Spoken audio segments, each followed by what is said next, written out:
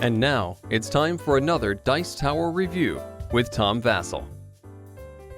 Hey everybody, I'm Tom Vasel, and today we're taking a look at a game called Mutant Crops, which is the first in a series from Ethos Games.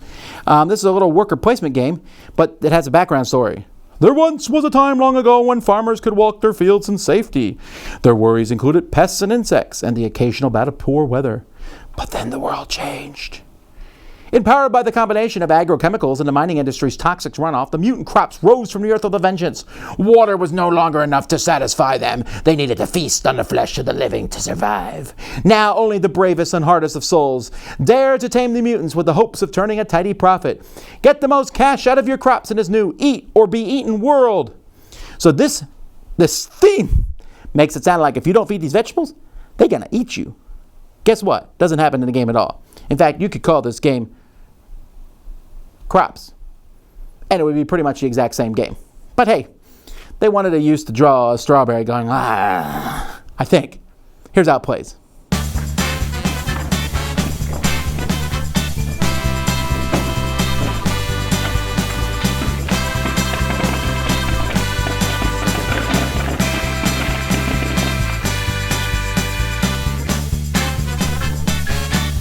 The game takes place over 7 rounds, and we know that because in the first round, all these cards are face up. They all say Stage 1, and at the end of each round, you'll turn over one of these Stage 2s and Stage 3s up, and when the last card is face up, you will finish that round out, and then whoever has the most points is the winner.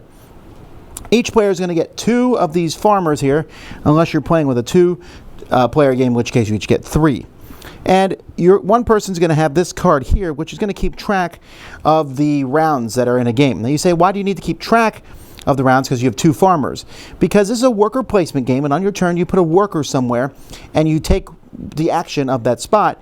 And then in your next turn, you can place your other worker, or you can move your worker that's already on the board. So if I have a worker here, I can decide to leave him here and just keep moving my other worker. You can never go where another worker is. Usually there's a way to get around that for the most part, even if it's your own. And that's why we keep track of how many turns there are. So each player will place both their workers, and then we'll flip over the next card and go on. What do these workers do? Well, in many of the spots on the board, you go there and you're going to get seeds, food, or water. And some places you'll get all 3. Here you lose 1 resource. It says, but dual action, which means if you go here, you can then instantly go, you can move your other guy to the spot where someone is and take that action there. Here I go 1, and I'm the first player for the next round. 1 resource of my choice. Here I can sow. When I sow, I'm going to take one of these mutant vegetables. How much do they cost? Well, they cost seeds equal to the number at the top. So this onion only costs 1, while the cranberry costs 5, the pear costs 3, and the strawberry costs 4. And there's lots of different mutant vegetables in this deck here. Once you have them in front of you, you can water or feed them. Or I can go here and do +2 and rotate crops. Here I can get 2 food and water them. Here I can feed them. Here I get 2 and sow them. I can sow 2 things, feed 2 things, water 2 things. And there's all different kinds of actions that will show up. When you feed or water something, you simply, let's say this guy costs 1 water to feed. So I put the water here at the end of the game. This guy's worth a point. I can also feed him. I pay 2 food, put 1 of those food here to show that it's been done, and I get 2 points. I can do those in either order. I can feed him again, but I can't feed him here until both of these are done. If I feed him again at the end of the game, I get 1 point for each of your onion cards, including this one. So right now, this guy is essentially, he can be worth 3 points. If I give him a special ability, he's 4, but if I get 2 onions, then they're going to each be worth 5. And so if I get 3 onions, even more so. And so they all have like a special ability like the melon. It says if you have the most resource tokens at the end of the game, you get 4 points.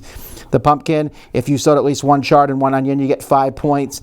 The eggplant, you can immediately sow a plant that costs 4 seeds or less without paying the seeds. Broccoli, choose another plant someone has and copy their ability. And that's pretty much the game. You're going to be placing these out. And like I said, when all 12 are revealed, you'll take 1 last turn. And then whoever has the most points on the different mutant vegetables that they have gotten over the course of the game is the winner. Okay, well, it's a small game, so I'm going to give it a little bit more latitude, but I really wish these were bigger. These are really small, dinky components, or maybe even cubes or something. I know. I'm asking for cubes, but these were just a little tinier than I would prefer them to be. The cards and the symbology on them is good.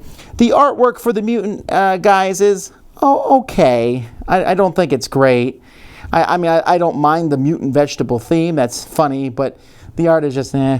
And these, they made a rule. They did something I hate, right? If you play 2 players, you got to play green or yellow because they're the only ones that have 3. The red and blue. I know that's saving them some money by not putting in 1 extra red and blue guy, but come on now.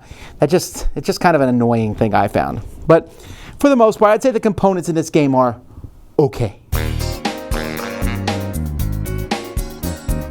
So there you go. I mean, again, the theme, I don't get the whole mutant crop thing. I mean, it's a funny theme. I'm not actually opposed to the theme, but it really doesn't go with the mechanisms. You could have really have sown and fed, you could put plant food and water on these plants and feed them, and they get you points at the end of the game. They don't fight, they don't bite, they don't do anything. They're just plants. Whatever. Here's the thing, though. Despite that, despite the fact that the quality of the game is okay, it's pretty fun. It's a micro worker placement game, which for some reason reminds me a lot of one I played from Tasty Minstrel called The Harvest. Has a similarity to that. I enjoyed this one. You basically are going to spend some time getting some actions, moving your workers around, getting some plants, feeding the plants, deciding the best action to do to get the most points before the game ends. The game ends before it gets boring. It ends at a really good moment. It's not a long game. I was very pleased by it. Now I wondered, though, the fact that you could sit on a spot and keep someone else from going there. I will feed my plants and no one else shall ever feed their plants. Ho, ho, ho, ho. In other words, could this game get really mean? So I tested that. I played a game where I was mean. All I was going to do was block other people and be a jerk. And about 3 turns in, I was like, I'm going to lose if I keep doing this. And not to mention there's multiple spaces. You can block something and other people can go to that spot then. Now, occasionally it is good strategy to stay in a spot to make someone not be able to go there and get maybe the best action for them at this point in time. But that's more mild. I initially thought it would be pretty mean. It's pretty cool. The game also scales really well. I think it works just as well with 2, 3, or 4 players. Could this have been a bigger, more grandiose game? I think it could have been. But they chose to keep it small, and I think in this case, the smallness of the game works well. So, I like the theme, despite the fact that it's not really there. The components could have been better, but I'm still pretty happy with this little fun worker placement game, Mutant Crops. Dice Tower Judgment approved!